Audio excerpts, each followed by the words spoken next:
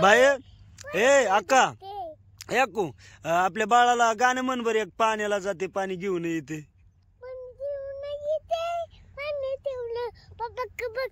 पप्पा का बघ पप्पा कसे आणि होय ग बाय आणि ते वाटला गावली ते काय काय म्हणायचं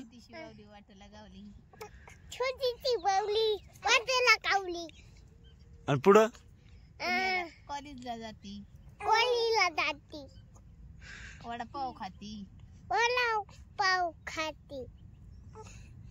संख्याने छोटीशी बावली कॉलेजला नटापटा करते कॉलेजला जाते मन बाई ऐकू छोटीशी बावली नटापटा करते कॉलेजला जाते मन बर छोटीशी बावली रडू नको बाळा मी पाणी बेवड्या सांग बर ते बेवड्याचं गाणं म्हण रे बाळा बेवड्याचं गाणं गाय काय कान धरतय काय अयो अयो पुरीचा कान धरला यो बच करते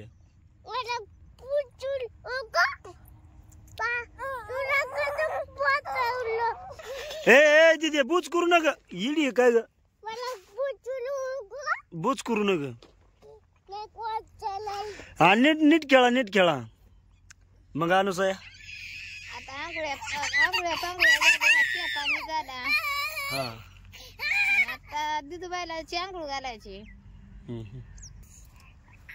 बहिणीचा खेळ चाललाय दुधूबाईचा आकुबाईचा मग काय दुधूबाईला आगावे मोठ्या पुरीला बुवाच करते खेळायसाठी चुप चुप चुप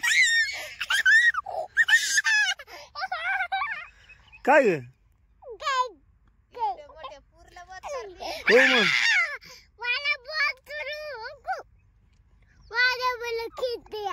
कशाचं खेळतोय ते रडायला लागलं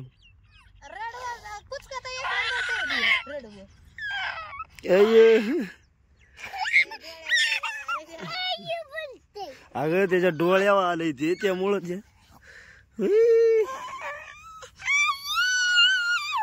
आग पडचे मित्रांनो इकडे आता ह्या दोघींचा खेळ झाला आंघोळ्या पांघोळ्या झाल्या अनुसायाच्या चपात्या चाललीत आहे आता त्यातलं थोडस पीठ इकडं घेऊन आक्कूबाई चपाती करते अक्का काय करते ग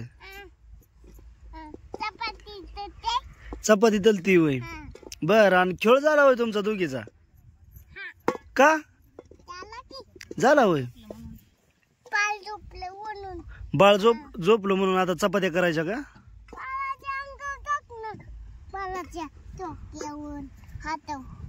डोक्यावर हातावर टाकू का नाही होत बाळाला काय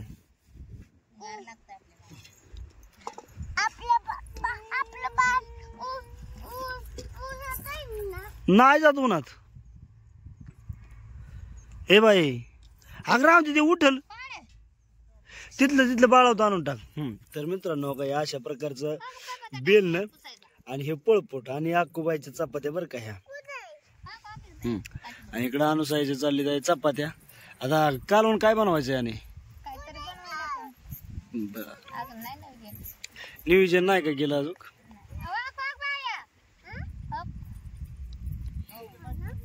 आता आक्कूबाई गेली बाळावत आणाय तर टाईल आणते वाटत हा आता टाईलनी मस्त वेगळी तिच्या अंगावर टाकायचं अंगा असे ओके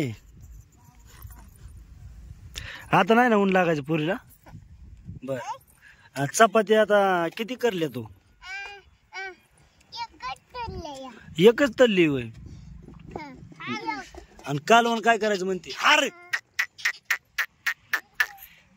शिळी खाणार पांगोळ्या झाल्या चपात्या झाल्यात हिरवी मिरची घालून सुकीची चटणी बनवणार थोडीशी गया मिरची हा मुडाळ्याची हा लसूण बिसून घेतलाय मिरची घेतलाय मीठ घेतलंय चाललंय कढईमध्ये या साईड आता पाट्या वरट्या वाटणार होती तर पूर घ्यायला लागते पूरची आग बिग निघण आगाची हाताने बरोबर म्हणून आपण असं घेणार मिरची चटणी बनवते का नाही सुकटीची सुकटीची हिरवी मिरची घालून मस्त लागते कडक कडक. आणि चपाती किती बनवली ताई? बनवले ते खायापुरते.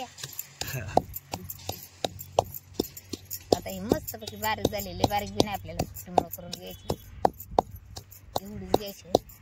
कांदा चिरायचा आहे. कांदा बी घालणार आहे का त्यात? आता आपली मिरची तयारच झाली. काय बुगा करून बी नाही उपयोग त्याचा. हा मग काय लसणाचं याचा कसा बुगा झालाय.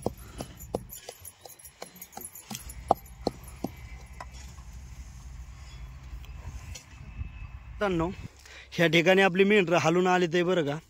आणि प्रॉब्लेम असा झाला, सुकटीच्या चटणीची रेसिपी दाखवायची होती मिरचीचा ठेसा घालून बरं का, परंतु मोबाईल झाला स्विच ऑफ. आणि पॉवर बँक आपली होती पण चार्जिंग लावली होती, 70 पैसे घरी दिली होती, 70 काय आला नव्हता, डायरेक्ट मेंढराकडे आला बरं का. तर ह्या ठिकाणी एक लहानपणाची आठवण तुम्हाला दाखवतो मित्रांनो, की बाबा आपण शाळेत होतो त्या टायमाला धोत्र्याच्या फुलावरून आपल्याला सांगायची बरं का.